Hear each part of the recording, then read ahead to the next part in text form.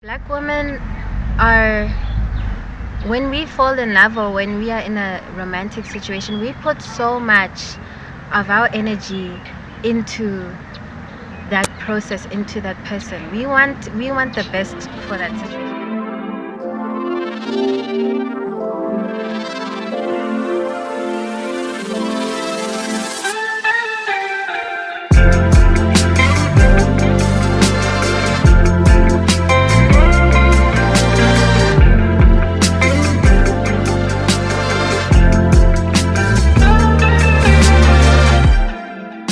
Identity is a weird thing. I struggle with it. I feel like the only reason, and I'll be honest, the only reason why I am South African is because it has been placed on my passport. I mean my ID document, you know. And it's a identification, and it's a thing that places me in a specific context, not by choice.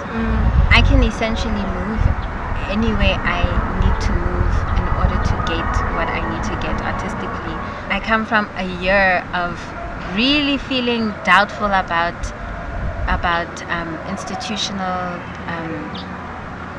institutional engagements with people who are living in this country. What does it even mean to be South African? What does it even mean to be an African person?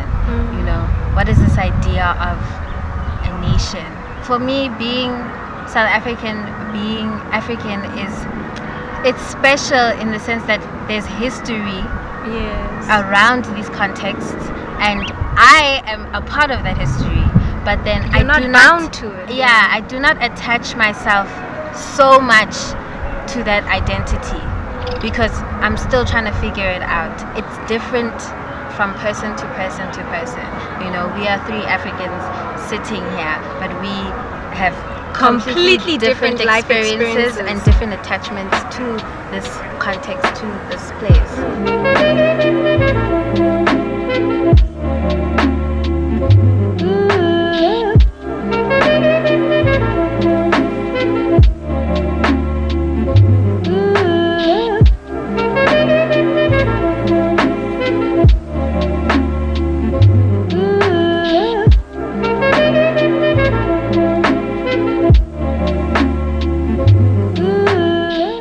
The longer I've been here, and I've been here for 6 years, the longer I've been here, the more I've realized that there's just this huge sense of like exclusivity and like separateness.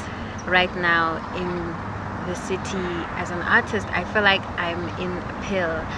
Like someone has opened a capsule and locked me in there and shut it, and there's no way of me getting out. Sometimes I feel like that. You're trying to express a whole lot of things that are happening as a human being in society. You're going to feel despondent at some point. Just generally how I'm treated as a woman, as a young black woman. A young black woman. And for instance, if it's personal, I'm grappling with relationships. Okay. I'm also grappling with trying to find my independence, whether it be financially, whether it be spiritually. The thing about the reminders and the thing about revising on your plans previously is that you'll always remember that you have the possibility to make things happen for yourself. You know, just sometimes you forget your intention. Yeah, you forget your intention. If you don't have those cues that will always set you back into motion, that will always put you back into the center of your life, that'll root you, that'll anchor you, you're going to struggle. Those cues are music, for instance. So there's this artist that I'm really in love with, Moses Samni. Oh my god. Love. Reading specific texts, like for instance Bell Hooks' book All About Love always puts me on the right path. One thing she wrote in that book was that black women are, when we fall in love or when we are in a romantic situation, we put so much of our energy into that process, into that person. We want the best for that situation, especially if you're still kind of learning. You end up even sacrificing some other relationships that you have, some friendships, or you end up suppressing your voice. At home, I know that you kind of, if it's not my mother, if it's not in some ways my father, the next step of like kind of making sure that the home is a home is kind of my responsibility. Yes. Like I would come home from school in high school and have to cook for everyone and have to make sure that everyone has things when visitors come. You know, we're kind of taught and nurtured in a way of becoming people who take on responsibility, almost like mothering. And sometimes we end up mothering our partners, lovers, our partners. And it's not necessarily a bad thing if you are in a relationship where the next person understands and can reciprocate that thing. But then it's not good if the other person is kind of like leaving it onto you when you are feeling weak or despondent, or like you need that extra support. It becomes difficult because like you're expected to be this strong figure that cannot break down, that's not allowed to break down. The other day I was in nature, because I often go to nature when I need to reflect and when I need to just remind myself of my intention, of my purpose. I'm a dramatic person, like I'm a performer. So I was just crying in the field, letting it out, because you gotta let it out. And this guy comes up to me and he's like, no, you're not allowed. Everyone has problems. You're not allowed to just cry. You're a woman. You're a girl. You have to be strong. You have to, be a rock. Everyone has problems, and I just realized that in that moment I was like, okay, women are expected. We're not allowed to break down. And publicly so. And publicly so. Pain becomes such a normal thing for you that it's just kind of like you start to attract and you start to look for relationships that bring pain to you. Like if things are smooth and if things are fine, you start to wonder, like, what's wrong? Like why this is too good to be true.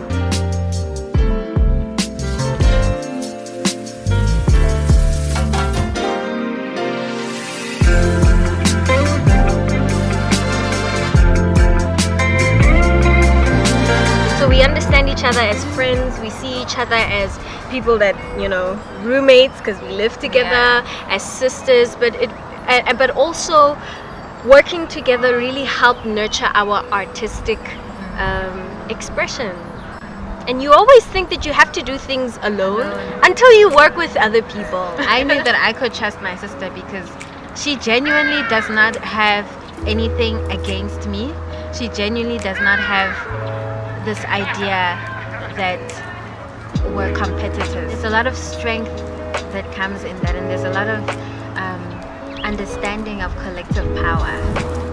Even now in different spaces, we're able to engage from that and from understanding our collective power as artists, as creators, what stories we can push forward, and not expecting too much from the process. And also not being result orientated. The focus is not about what have I learned from the process. It's about who's going to see what I'm creating, how does it look aesthetically, and those things are important. But honestly, at the end of the day, I think the message of the content that you're creating is that should be at the forefront of your intention.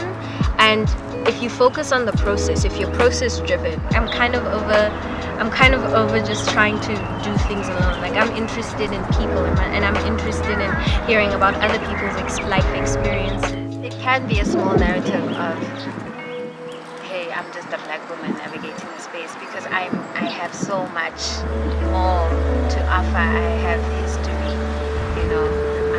and I find that a lot of the spaces in our context haven't been explored.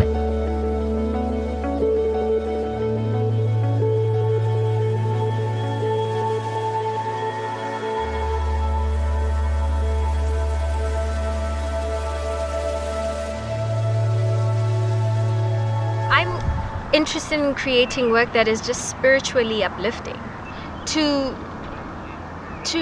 remind people that, you know, they have the capacity to do the things that they want to do without feeling like their background or their skin color or which part of the world they're born in has too much of an influence. Like, you can do whatever it is you put your mind to, honestly. It's just a matter of like, yeah, finding a network of people who can assist you, wanting to learn and grow, and persistently, like unrelentlessly practicing and working at your craft. Create an action plan and plan ahead.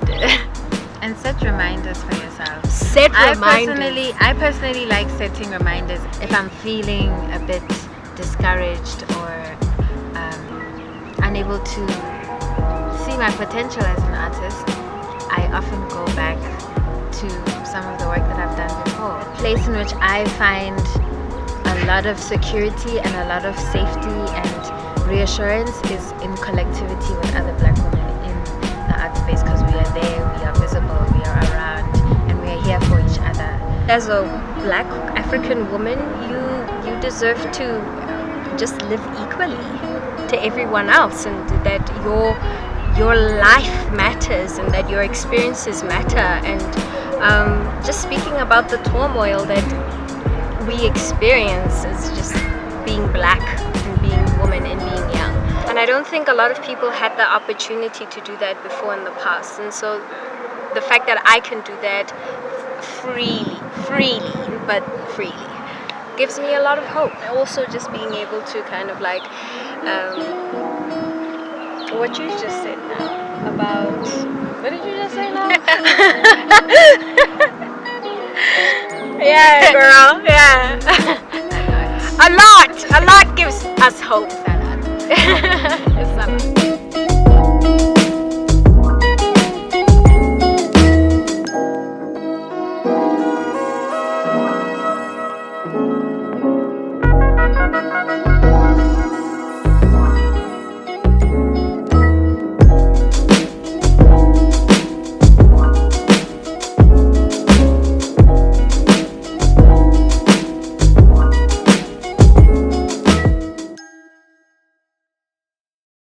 Black students would sit together and the white students would sit together, and then there was me in the middle of it, you know?